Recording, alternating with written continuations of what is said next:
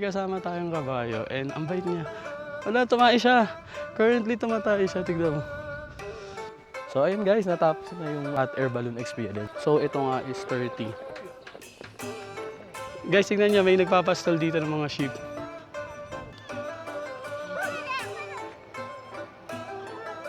Mga Pinoy, pinagkaguluhan ang nagtitinda ng prutas. Sobrang laki ng helmet.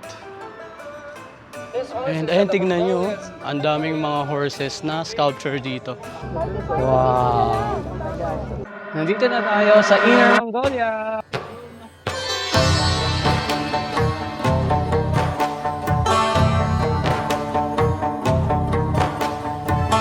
Ayun guys, sumangat na kami po. Tapos ang island.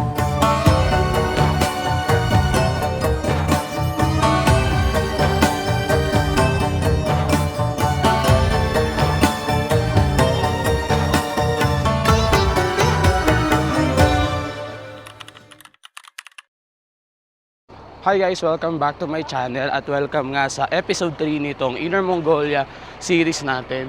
And ngayon nga, grabe, it's 6 AM dito sa Inner Mongolia. And papunta kami sa pinakaunang experience natin for this episode, yung hot air balloon experience nga. Kahapon kasi supposedly gagawin sana namin siya, pero medyo sumama yung panahon kaya ayun, bumalik siya sa original schedule, which is today. So, today nga is iikutin natin ulit dito sa area. So, pupunta tayo sa isang Mongolian tribe. And then, titingnan natin kung paano nga sila namumuhay after nga nitong early hot air balloon experience natin. And then, magbe-breakfast kami. May pupuntahan din kaming lake and magko-cruise kami saglit. And after that, lilipat na kami sa next naming location. Pansin nyo, tingnan nyo. May usok. Nandito na nga tayo sa loob ng bus. Kasama ko pa rin si Marvin. Grabe, sobrang lamig. 5 degrees, pero 6 na ngayon. Oh, pero yung feels like niya parang mas malamig. It's like 1 degree. Kagabi po nag-bonfire. Opo. Opo. Tapos May fireworks, no? hindi lang. Yeah, Mga plays fireworks last night. yeah. Every time So, yung bonfire. Yes. Actually may What's the nagpa-fireworks lang. temperature Tapos last night? binahawak sa amin. About 7 Ang to bait 8 nung degrees may-ari nung Yes. shop.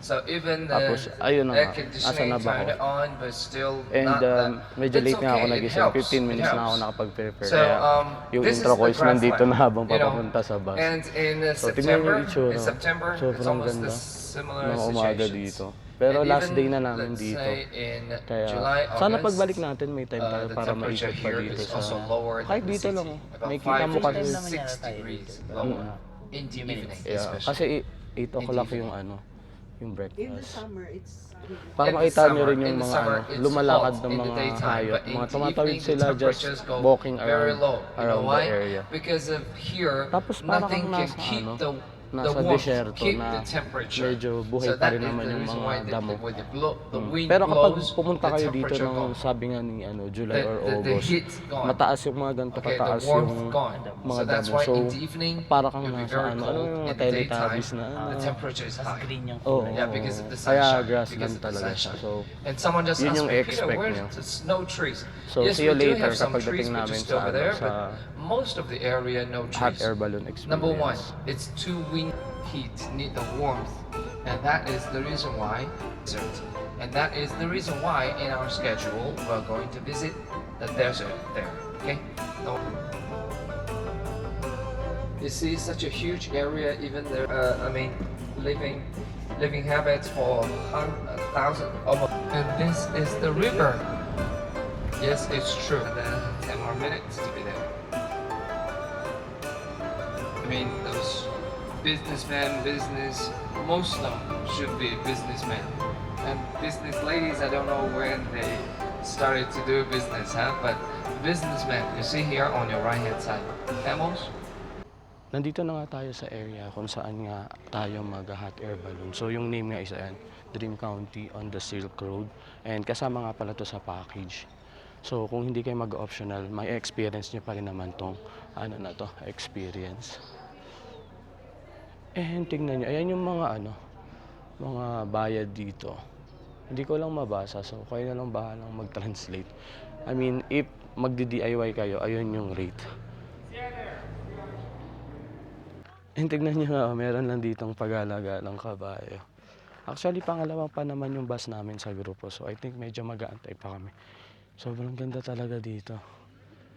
Meron na binigay na QR sa atin yung guide natin. So, ayun siya. So, dito nga daw sa loob, meron din daw scenic attraction. So, dun muna kami pupunta. And then after that is, yun, mag-hot air balloon na tayo. Kita na dito yung hot air. I think nilolobohan na siya. Ayun. Ito na siya, guys. And kada angat nga nitong hot air balloon is 5 hanggang 6 na tao yung pwedeng sumakay dyan. Alam mo yung naaalala ko dito? Yung, alam niyo kapag nagpapatest ka ng mata, tapos may hot air balloon, parang yun yung naaalala ko. So ngayon is iikot muna kami sa area. So itong whole area pala na to is sa June pa siya magbubukas. Kaya ayan, ganyan yung itsura. Meron ditong mga ano, mga parang trailer na accommodations. Ready na sila for their opening sa June. Tapos mayroon din ditong mga theater, performances, and etc. Ito na nga yung unang grupo. And actually hindi naman siya nakakatakot kasi meron siyang tali. Like 4 na tali. And then, ano, parang pag-akyat niya, saglit lang. And then, siguro mga 3 minutes or 5 minutes sa taas. And then, bababa na rin siya. So, ngayon guys, pipila na rin kami. Ayun yung itsura dito sa area. Siguro mga 4-5 grupo pa bago ako. Kaya, ikot-ikot pa tayo dito. Ayan guys, turn na namin. So, every time na may lalabas, may isang papasok. Ganun yung setup. Oo nga, sige. Yun. On ko na lang. Okay, JP, yung picture Okay. Opo, so ayun na. Are you excited guys? Okay. Ayan guys, sumangat na kami pa unti-unti. Medyo maingay lang kasi nagbubuga siya ng ng apoy para mas umangat tayo. Ayun yung itsura ng ano. Sumangat na tayo. Wow! Wow!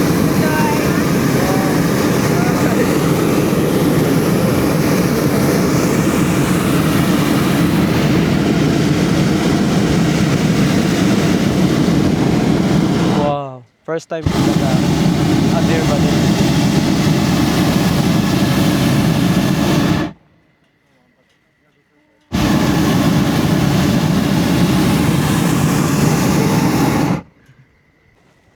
Dito na tayo sa top of the world. Wow! Tingnan nyo naman yun. Sobrang ganda, guys. So ayun guys, nakababa na tayo.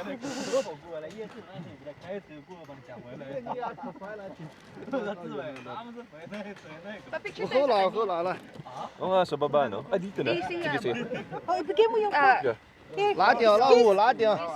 Excuse. Hindi na, ano na siya. So ayun guys, natapos na yung natin, hot air balloon experience. And since last kami, ayan, dinedeflate na siya. Sobrang saya. First time ko to. And itry nyo rin kapag pupunta kayo sa lugar na merong ganito.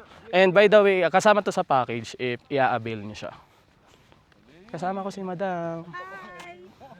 Ayun sila guys, oh, dinideflate na nila. Kumusta? Anong masasabi mo? Hindi naman masyado nakakatakot kasi nakatali lang tayo. Oo, pero medyo takot talaga kasi ako sa height. So, siya pala. medyo natatakot pa din ako. Kahapon yan sa slides natakot siya. So, lang. Pero, face your fears. And masaya naman. Nauna pa rin yung pagiging gala kaysa sa takot. Kaya, try nyo talaga. Pakagandang experience. Siguro pwede nyo tong training bago kayo sumakay dun sa Turkey. Oo, yung mga lumilipad talaga. Mas maganda. So ayun, buti na lang na-experience namin to. And by the way guys kapag hindi magandang weather, pwedeng ma-cancel tong experience na to. So take note nyo lang yun. And ngayon nga, pabalik na tayo sa hotel natin. And kakain na tayo ng breakfast. Ayun na yung mga kasama namin. Nandito na kami ulit sa resort and dediretso na nga kami sa breakfast area. Grabe, nakakagutom. Kutob ka na. Oo.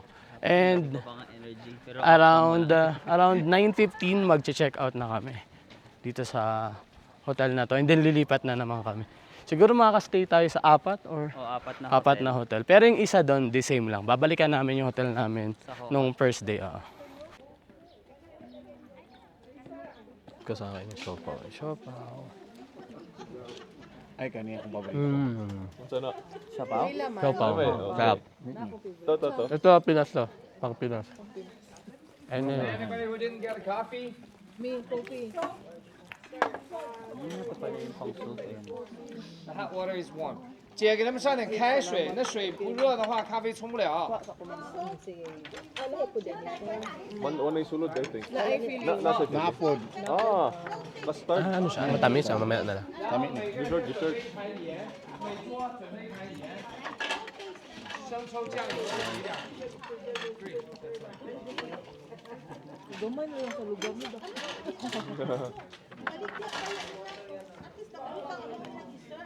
Katatapos ko nga lang kumain and inayos ko nga lang din yung gamit ko kasi magche-check out na nga kami soon. And ngayon nga is bago tayo umalis, gusto ko talagang bumili muna dito. So, bili tayo. Tignan nyo sila kung paano sila magpa-pre-taste dito. Oh, thank you. Gusto ko to.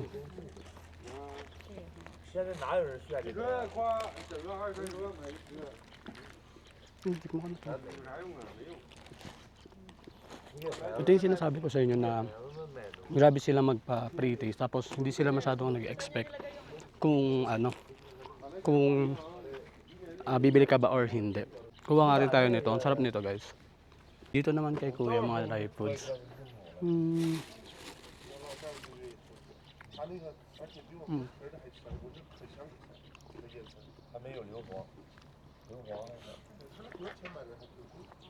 Ito yung plum. This one.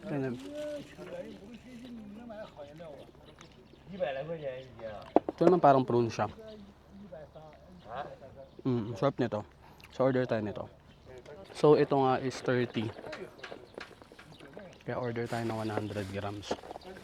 So total natin 50. Magbayad na lang tayo via GCash. So yung Alipay dito guys, pwede nyo gamitin yung GCash QR. Ganito lang guys, pagbukas nyo yung GCash nyo, click nyo lang tong Global Pay and then scan QR. So total natin 50. 50 na yung total nilang dalawa. And bayad tayo.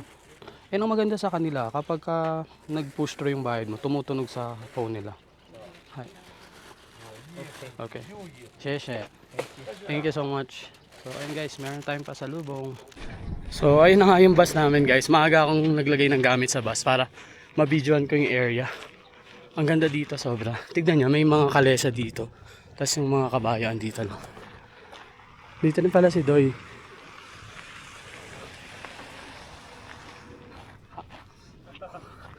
Ayan guys.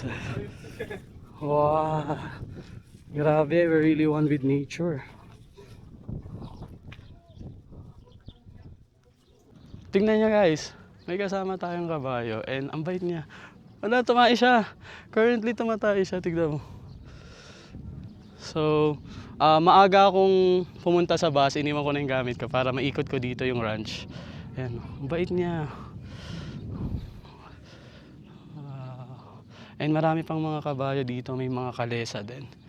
Tapos siguro magpipicture-picture muna kami dito sa area bago sumakay sa bus and papunta na kami sa next nating stop. Which is sasabihin ko sa inyo mamaya kung sa lake ba para sa cruise or sa sa hotel. I-explain naman sa amin mamaya. Bali, nagsando na ako kasi medyo umiinit na yung nung araw. Pero mahangin, malamig yung hangin. So, for me, sakto lang siya and masarap sa pakiramdam. Woo! Wow! Sobrang ganda dito sa Woo!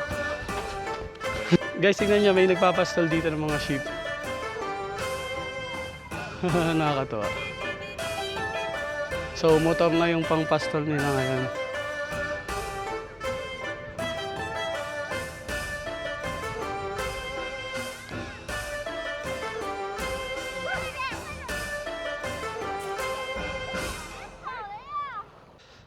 So, ayan guys, pinahiram sa atin tong baby sheep. Ang cute niya, look, look. Wow. Ah, sugoy. Tas panda siya guys, tingnan nyo. May black and may mga white ano siya. So, panda sheep ang tawag dito. So, yun, thank you so much sa nagpahiram sa amin. Pabalik na kami sa bus and see you sa next naming location. Bye-bye! Ito na nga yung next stop natin. So, right now, nandito tayo sa isang Mongolian tribe. And imimit natin yung mga members ng tribe dito. Pwede tayong magtanong kung paano nga ba sila namumuhay. And also explain nila yung lifestyle nila. And kung makikita nyo nga sa likod ko, ito yung mga Mongolian yurt. So, dyan talaga sila nakastay. Ayan, makikita nyo. So, meron nga sila ditong parang malapiesta yung itsura. Tapos dito may magandang daanan din.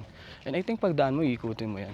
Pero meron kasi tayong Mongolian guide na makakasama para, yun nga, ma-explain sa atin yung lugar and yung lifestyle nga nila dito sa tribo nila. So ngayon nga is nag-explain na si Cecilia, which is yung nga natin, yung guide natin for today. So yung tribe nga daw nila is tinatawag na handicraft tribe. And sa tribe nga daw nila, siya lang yung nagsasalita ng English. By the way guys, in Mongolian, yung hello is Sambeno. Kailangan humawa ka dito, Sambeno. Guys, if you go So in ito my daw home, yung bahay ni Cecilia. no picture and So, video, okay? dito sila nakatira nung husband niya. In Tibetan Buddhism. Tapos yun, pag pumasok tayo sa bahay niya, bawal mag-picture and bawal mag-video. Sa loob daw. So, ayun, kakatapos lang namin pumasok sa bahay ng tour guide namin. And doon nga pinainom niya kami ng milk tea. Tapos in-explain niya sa amin yung pamumuhay nila dito sa tribo. Pero yung take away talaga sa akin is yung YOLO life nila, you only live once. Na parang nabubuhay sila sa present. Kaya daw sila, parang hindi sila masyadong nag-worry about the future. And sobrang simple lang nung lifestyle nila dito. Yung pera nila dito is the animals that they take care of.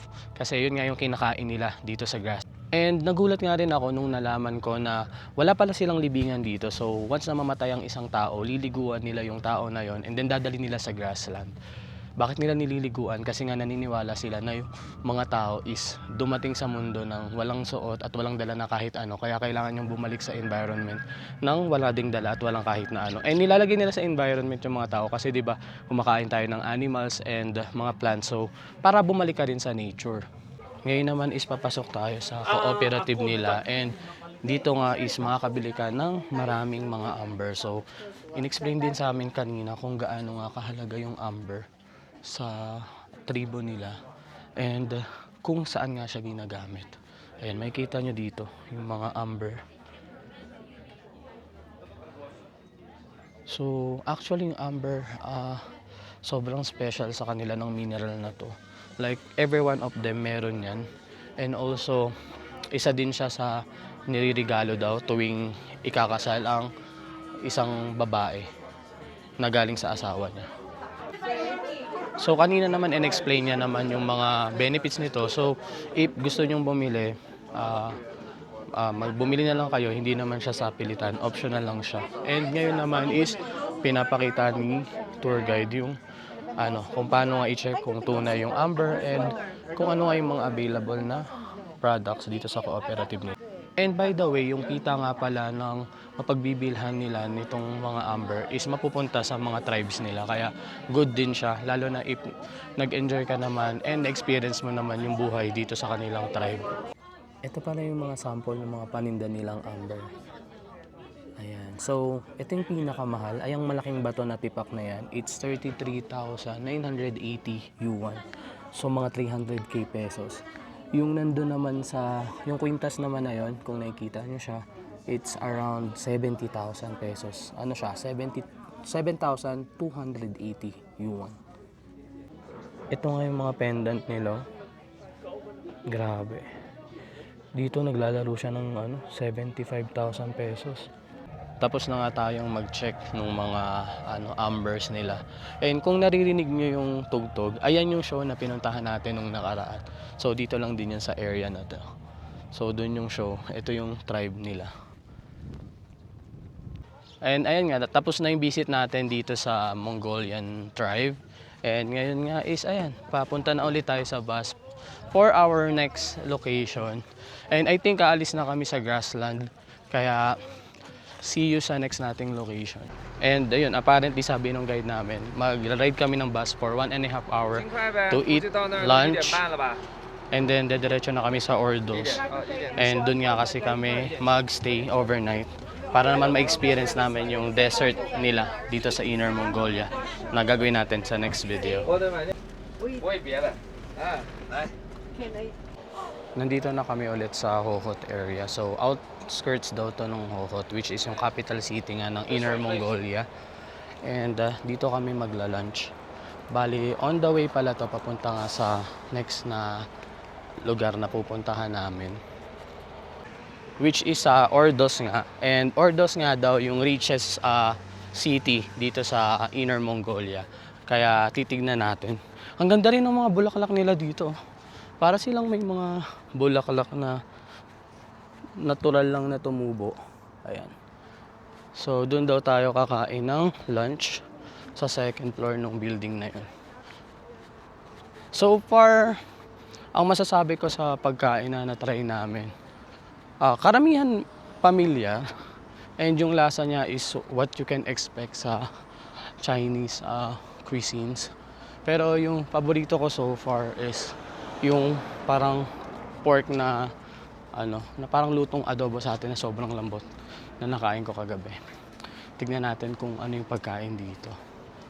And yung weather nga pala, mainit na, daw mahangin. Ito nga pala yung itsura ng restaurant. So, ganun pa rin. Ganito usually yung setup ng mga tour dito sa China. So, merong mga table per tour. Sa amin since 25 kami, 3 table yung naka-prepare sa amin. So, akyat daw kami sa second floor. Ang fancy ng second floor nila. And meron daw pala kaming sariling room. Tignan natin. Wow. Dito kami guys. And ready na rin yung pagkain. Ito na yung mga pagkain. Ito yung nagustuhan ko kahapon, yung karne na yan. Meron ding mga inihaw na pato ata. O, beer yan. Beer. May noodles.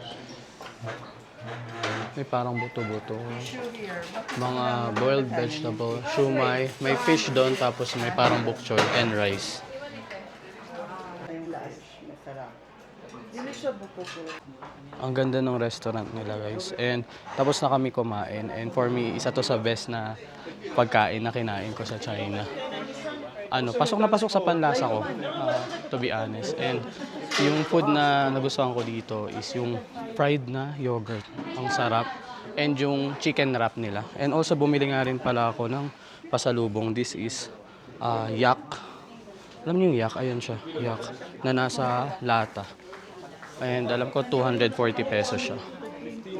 Pabalik na kami sa bus ay meron kaming nakitang local vendor dito ng mga prutas. Ayan. Meron silang cherry. Pwede pre-taste? Oo, pwede. Patikim. Then ang kilo ita. Agli pong Tikman natin. 那是5块钱1斤的，这个是10块钱1斤的。 Mastamis. Sarap. Cherry yan. Ang sarap. 10 yuan per kg. 这个 Bumili sila lang, 10 yuan or mga, magkano yun? 90 plus pesos.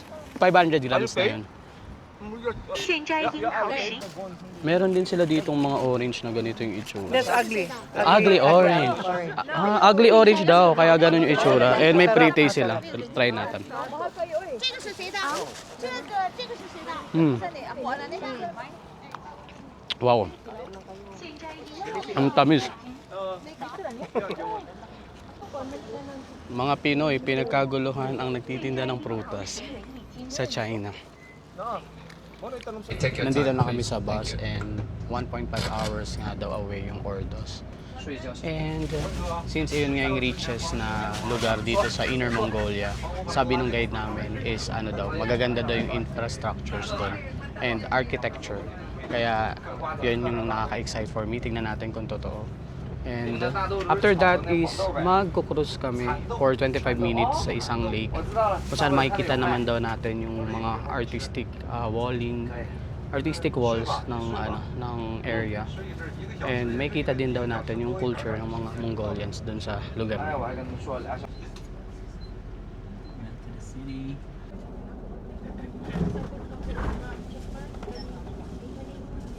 Nandito tayo ngayon sa service area. So may stopover for toilet.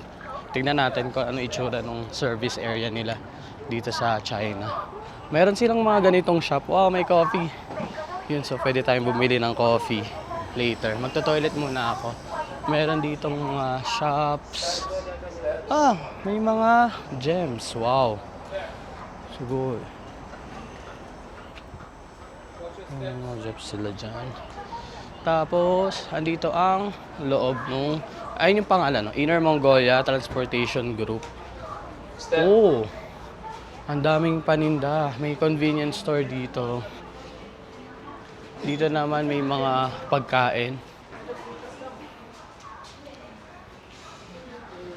Tapos, toilet. Ang galing ng toilet nila. Dadaan ka muna sa mga tindahan bago ka maka-toilet. I think bibili ako ng kape. Medyo inaantok na kasi ako. And from the inside, kita yung labas, oh. Galing.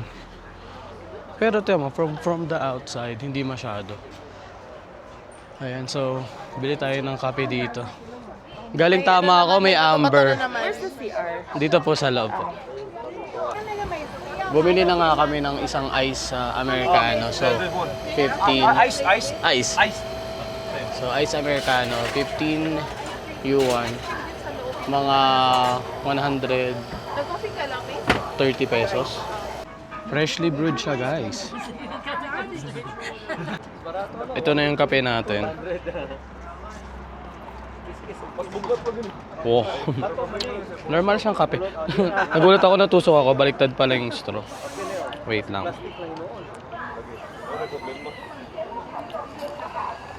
Sarap.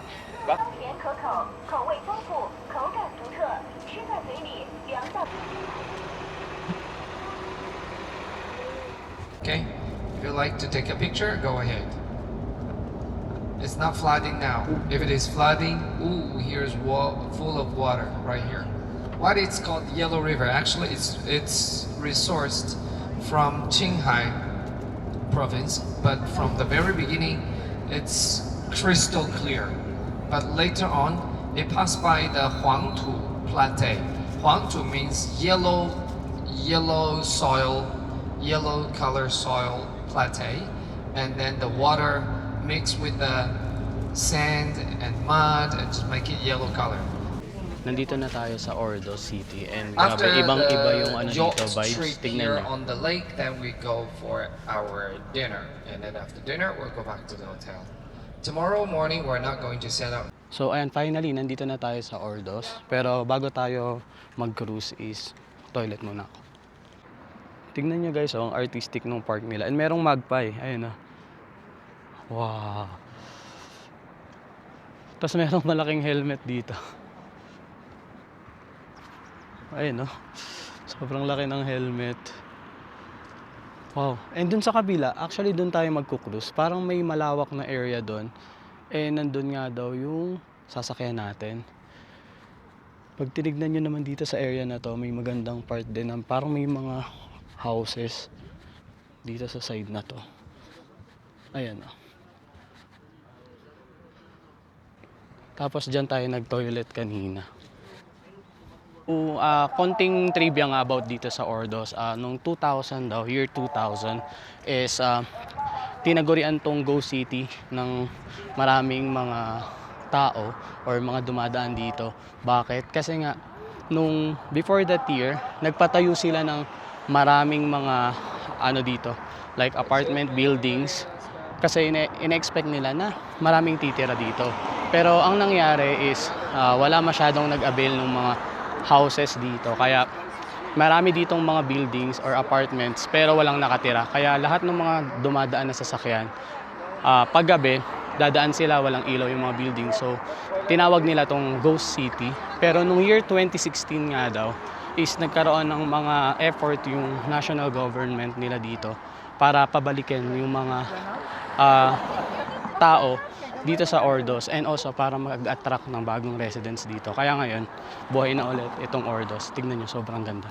Ayan guys, tignan nyo, sobrang ganda dito.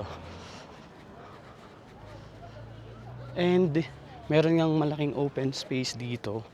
And dito sa area na to, nandun yung mga warp na sasakyan natin around this lake. And titignan nyo yung lake is napakaraming mga artistic elements like yung mga wall, ang gaganda, ang daming sculpture. And I think dito, meron ditong fountain. Wow!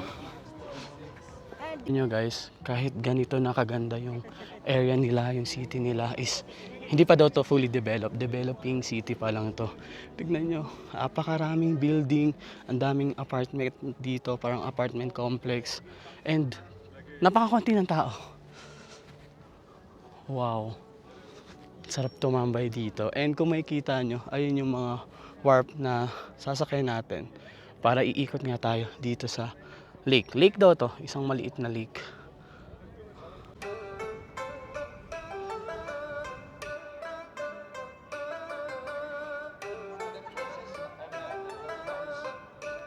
Practice makes perfect. And my professor... And ayun, tignan nyo, ang daming mga horses na sculpture dito. But big size.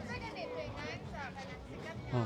Let's have a group picture right here. Mag-picture lang daw kami saglit. Tignan nyo, tapos dito sa side na to, may mga parang perya siya, mukha siyang perya. Grabe, ang ganda dito. Kasi Monday pa lang ngayon, kaya siguro wala rin masyadong tao. Pero during weekends, I think maraming tao dito. Ang cute nitong telephone na to. Oh, ha? Yay! Wow!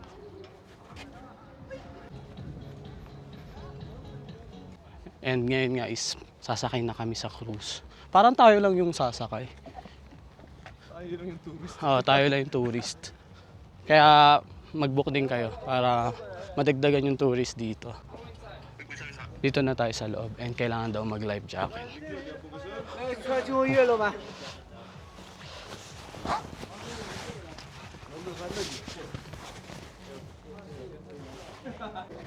Ito na nga yung life jacket natin. And ito na yung mga bangka na sasakyan natin.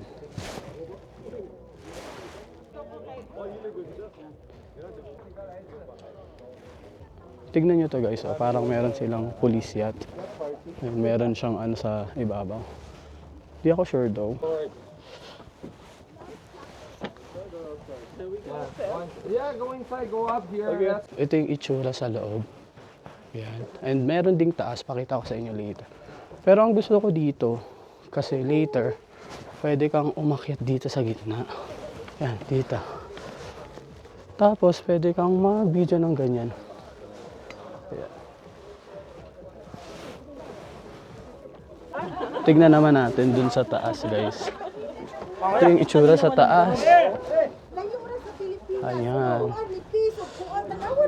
Hello! Ito ang itsura.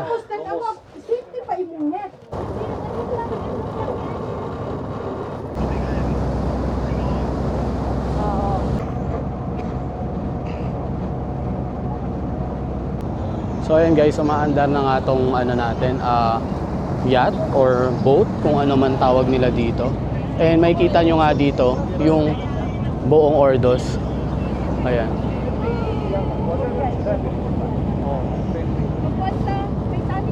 And alam nyo ba, around 6:10 PM pero ayan, hindi pa lumulubog yung araw.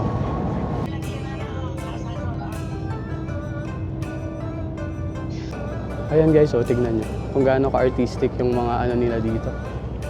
Mga river walls. Ang ganda. Ganda ng flood control nila. Ayan guys, sobrang ganda. And itong bridge na to is yan. Yan ang Ordos Bridge. And dito tayo mag-U-turn. Wow. Wow, ang ganda.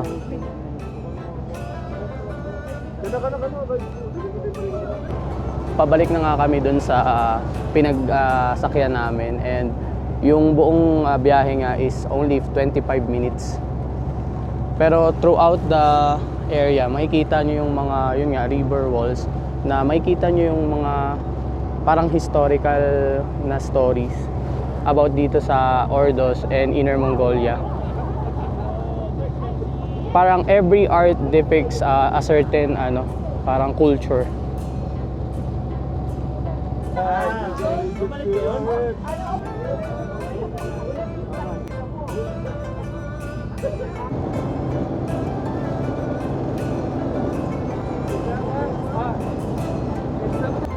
So ayun guys, malapit na tayong dumaong. By the way, yung lake daw pala na to is maliit lang siya from the start. So ngayon is parang in-extend siya, and as you can see, yung palibot niya nga is dinevelop para nga maka-attract ng mga tourists. So actually kung titignan mo siya, kung dito ka galing, hindi siya mukhang lake, mukha siyang river. Pero pagdating mo kasi dun sa dulo, dito, tsaka sa kabila is putol siya. Unlike a river na kinoconnect niya yung dalawang big bodies of water. Tingnan natin ang ating kakaibang salbabida.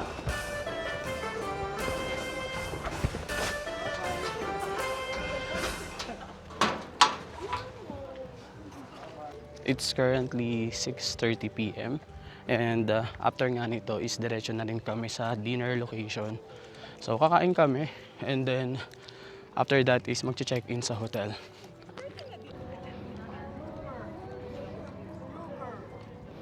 Nandito na nga tayo ulit sa area ng bus, and ayan, papunta na tayo sa dinner location. Actually medyo busog pa nga ako, and ang sarap nga kasi nung lunch din natin. Pero medyo ang dami na nating nagawa, kaya excited na rin ako makapagpahinga at makabalik sa hotel.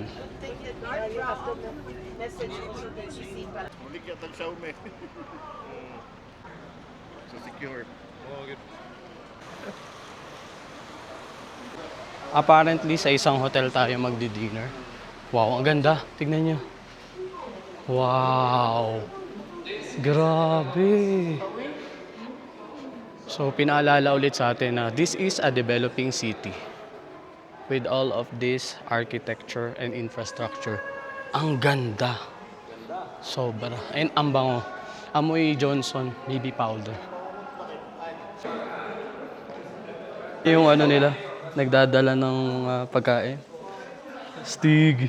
Grabe ang social ng dinner. Nasa isang hotel. Grabe ang bongga Ay! Kusa siyang naikot. So may coke, may mga beers na dito, may tea.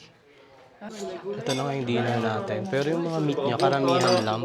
So ito lamb din. May soup, may tinapay ulit. Tapos may lamb ulit na parang paa. And then may noodles.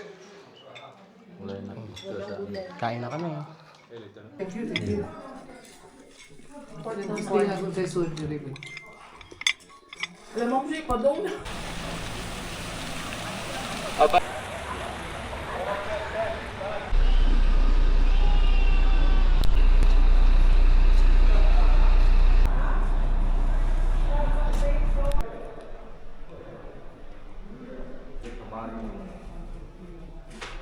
Each room.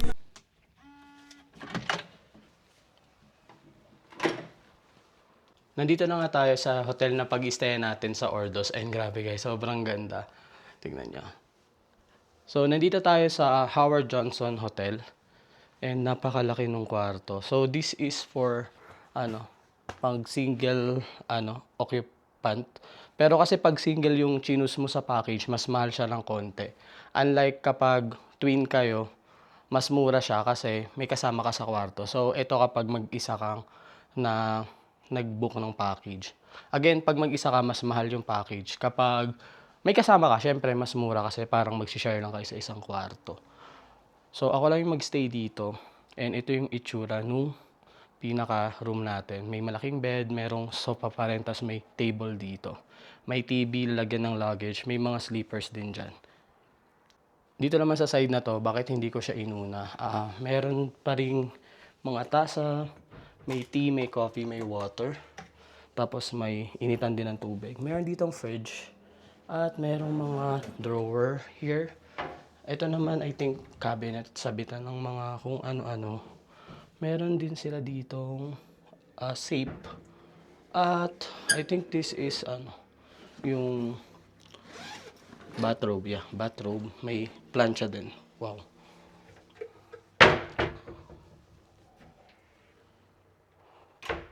Sa toilet naman is, ayan guys, ang laki. Merong hiwalay na shower. May, yan, toilet. Pero kagaya ng mga before kahit 5-star, wala silang bidet. Merong, tissue. Ba't ko pa sinabi? Tapos ayan tayo. Hello. Yan, may mga saksakan din dito. Ito yung mga toiletries. Yan, kompleto rin. Same sila ng brand. Nung nakaraan. May panghilod din, oh. Tapos may bathtub. And again, meron pa ring bukas. Bukas siya, naka-glass lang para kita yung bedroom or sa bedroom kita yung toilet. Pero pwede din naman siyang ibaba. Ito yung name ng hotel, Howard Johnson. Tapos ay may dalawang towels. So, ayun lang. And dito ko na pala i-end tong video na to. Thank you so much for watching itong episode 3 ng ating Inner Mongolia series. Kung nagustuhan mo nga tong video na to, is mag-comment ka ng balloon emoji dyan sa comment section. Kasama na nga rin ang message mo. And again, this is a collaboration with Weekend Days Travel and Tour. Again, hindi to libre. So, when I say collaboration, siya, discounted. So, if you're interested sa trip na to, you can message them directly. And, ayun. Ang dami kong natutunan today and naka-experience ako ng first time like yung pagsakay sa hot air balloon. May mga natutunan tayo about sa Mongolian tribe, amber. Actually, yung half ng Mongolian tribe trip is about amber pero hindi ako nakabili kasi ang mahal talaga. Hindi ko siya afford. Pero if gusto nyo yung mga ganong klaseng mga rare earth gems, pwede kayong bumili. Tapos, ayun, nakakagulat din yung itsura ng Ordos as in kasi galing tayo sa like puro grassland ngayon. Medyo sabi nga nila 'di ba, richest city dito sa Inner Mongolia. Kaya sobrang ganda ng architecture.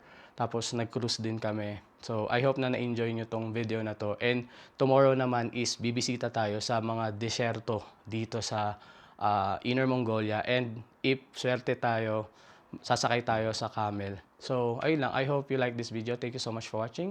See you, Nara!